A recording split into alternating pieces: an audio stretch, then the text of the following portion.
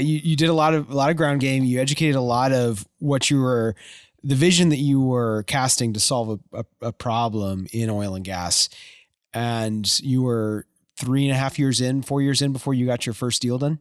First deal. So path before that was recognizing what I actually needed to execute the plan. Yeah. So do I have a thesis, valuation? What are the components to actually execute the deployment of capital in the space? So you need to find an asset that fits.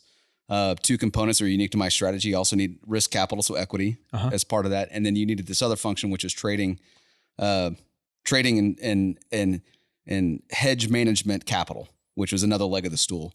So I kind of identified which stools were the easiest or which ones it was a critical path, and realized for me to get this off the ground, I need equity capital.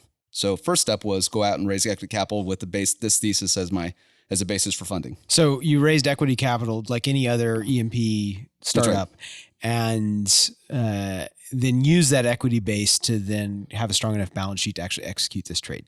Not to execute trades, actually going to the second leg of the stool, which is develop the trading and hedge management component of this thesis.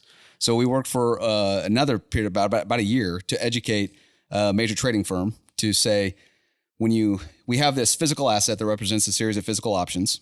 And if you have physical options, you can value them financially, and you can offlay that exposure and capture the value by doing something financial. Sure. But the service they provide, it had to be integral to this. So I had to educate them on how does physical and financial markets work and how they can be connected to this thesis. So you get this done and the deal is closing. You're signing that paper. What does that feel like?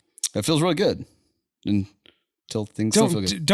No. What does feel really good mean? Like that was at that point 4 years of effort. Yeah. Like finding yourself, like getting to do something that's never been done before. Yeah, it did feel good. It felt like a manifestation of a lot of things coming together.